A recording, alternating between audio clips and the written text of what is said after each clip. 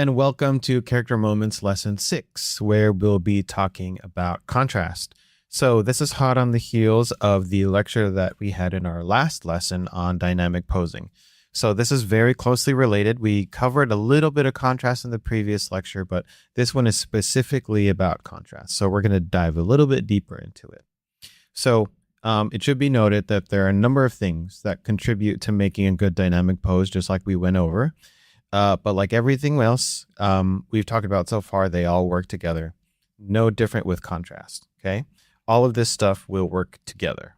And so what necessarily do I mean by contrast, right? Contrast basically means having one thing drastically different in comparison to another. And so it doesn't necessarily mean the exact opposite, doesn't have to, but it just has to be different, right?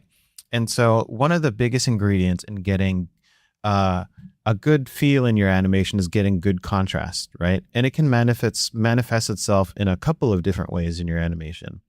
And so I've always found that it's always a combination of the following ingredients, right? Of timing, of spacing, and of shape. And all of these topics, again, work best when they're used in tandem. And we'll go over each one of these topics one by one, and I'll provide examples of what I'm talking about for each. That way, so you guys can see, it and kind of feel it in application, hopefully, through just visual aids. So contrast and timing, let's start there. A contrasting timing can represent a number of things, right? It can represent speed of the character, the weight of the character, the age, etc. But when it's being used for contrast, you want to utilize it in a way that'll give you great impact, right? A real punchiness and like a good dynamic feel. So the common juxtapositions in timing would obviously be fast versus slow, happening consistently over a large amount of frames versus little, and when things happen, or the times at which things happen, right? And we're going to go over an example of that. A visual aid of that, actually, that'll hopefully explain the differences. Okay, so in this visual aid, we can see the timing of an action, let's say. And if we have a lateral bar going across, that represents time, and we can see this action happens fast versus this action happening slow.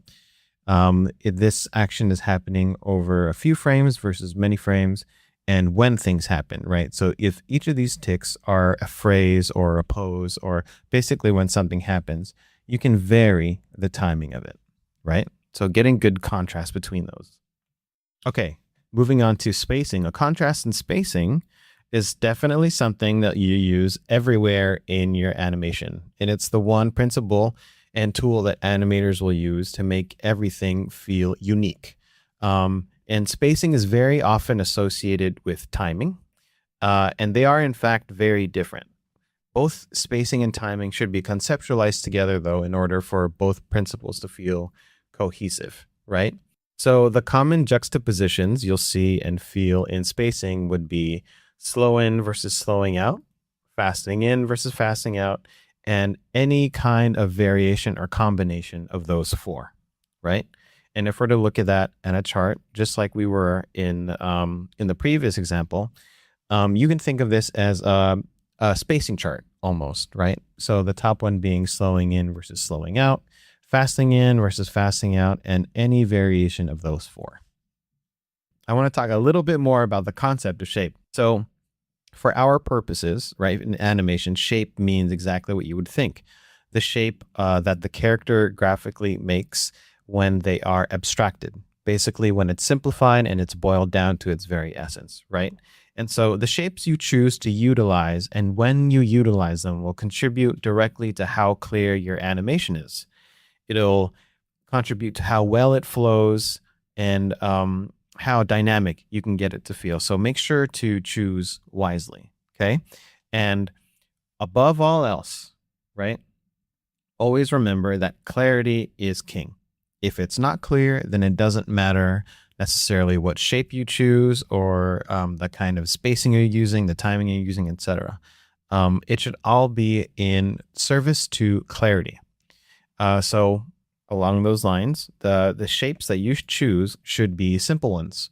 So simple shapes are always best, particularly in like dynamic animation or in like action animation, they're normally very quick, very fast paced, high energy, something along those lines. And so, in the interest of clarity, right, the simpler the shape, the easier it will be to read in a shorter amount of time, right?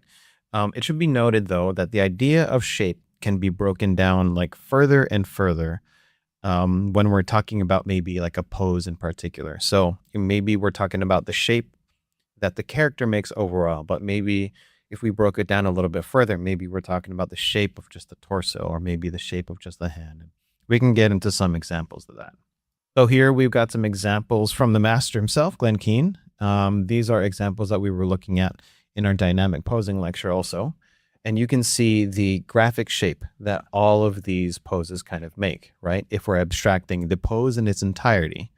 Like, let's say for this one, for example, like when Tarzan is sliding down the tree. In this pose in particular, it's like very round. It's almost like a ball, right? Or versus when he's like crawling along a tree like this, it's very rectangular and very long, right? And when he's doing, I can't remember if this is like a yell or something, or maybe he was imitating like the gunshot from Clayton. I can't remember. But it's very tall and rectangular, right? As opposed to squashed. If we break that down even further, like I was mentioning before, it's good to identify shape in the limbs too, not just abstract in the overall form of the character. A great example would be the hands here on the bottom right. You can do so in the legs, and you can do so in the torso too. But like the hands give us a lot of freedom and a lot of range as far as like crafting shapes, because we've got so much at our disposal, right? We've got all these fingers, and it's very flexible, very malleable, and there's a wide range of motion. And so you can see the different shapes that we can get out of the hands, whether they be triangular, whether it be diamond shape, whether it be square, rectangular. Hands are a great example to look at when we're talking about breaking down shape in just limbs, right? Here we have some poses of Spider-Man, and we're talking about contrast and shape of the overall pose, right? And again, it doesn't have to be the exact opposite, even though these examples are, okay? It just has to be different. And so here we have a squashed pose versus a stretched pose. We have a round pose versus an angular pose, and we have a complex pose versus a simple pose, okay? Some common juxtapositions, like we were mentioning before, in terms of contrast in shape. And again, shape of the overall form, overall character. Okay, so contrast in context. This one is important. It's very similar to the season to taste, like we were talking about in the previous lecture. And it's important to note, right, that when our goal is contrast, like context plays a very important role. And the bottom line is that we're aiming for something different, right? But different from what exactly, right? So that's where context comes into play, and I'll describe what I mean. Couple of things to look out for, okay? Beware of repetition. It'll make a lot more sense once we go through our visual aid, I promise. And save your biggest amount of contrast for your accent, right? There should be major contrast in the choices that we make when we choose a number of things, right? Timing, spacing, shape, pose, etc. But we don't want the same amount of contrast in every single decision we make. So that's what I mean by beware of repetition. We also want to make sure our use of contrast has contrast also, right? And you want to save your biggest amount of contrast for your accent, just like I mentioned. So let's take a look at this. So let's say, for example, just like we were kind of breaking down in our lecture pose, let's say that these letters represent poses, right? And our vertical line here represents the amount of contrast we're getting from each of these poses, okay? So from pose A to pose B, we're getting this amount of contrast. If we were to somehow measure the amount of contrast we're getting, right? The poses from C to D, we're getting this amount, from E to F, this amount, so on and so forth. So you can see we're getting an equal amount of contrast from each of these poses, right? Which makes it feel repetitive, This is what I mean by beware of repetition, right? We don't want to have the same amount of contrast in, let's say, for our poses, right? Because this could mean a number of things. We can talk about spacing. This can be talking about timing. This can be talking about poses, right?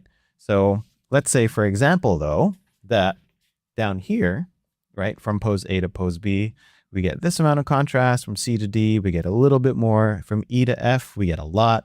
From G to H, we get a little bit. And so there's good variety here, right? There's a good variety of the amount of contrast we're getting between each of these elements. So this is what I mean when I say even your contrast should have good contrast, right?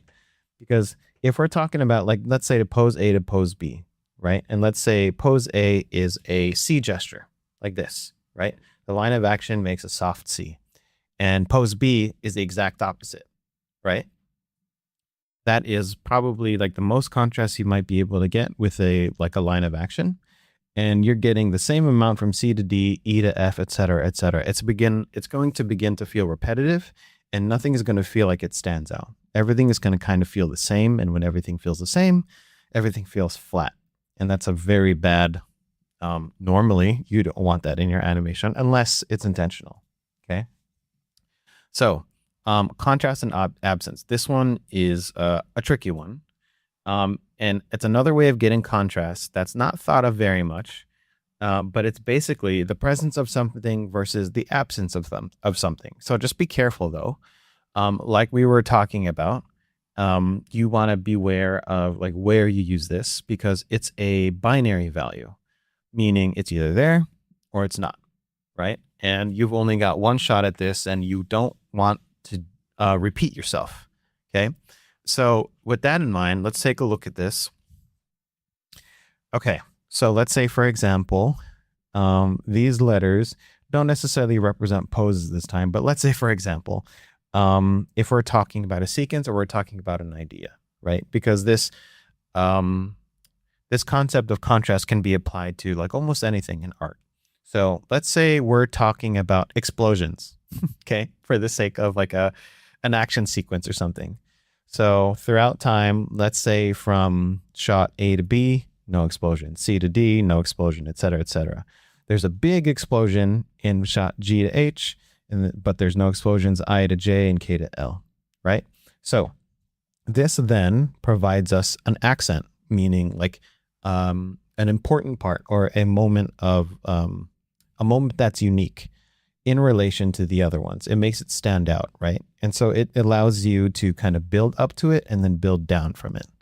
So imagine if in each of these shots, there was an explosion just as big as this one, right? We would kind of get tired of the explosions because it was everywhere.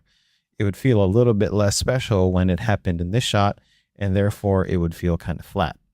Flat being boring. And if explosions are boring, that's not a good thing. Okay, so hopefully that makes sense. We are going to now move into the demo portion where I'll jump back into Maya, and then we're going to begin fleshing out our character intro a little bit more. We're going to be adding some breakdowns. We'll probably be doing a little bit of antics, some overshoots, etc. Just basically adding more poses and fleshing it out more. And probably from this lesson on, I'm going to try and keep the lecture portion pretty contained and condensed. That way it'll give us more time to work on our animation.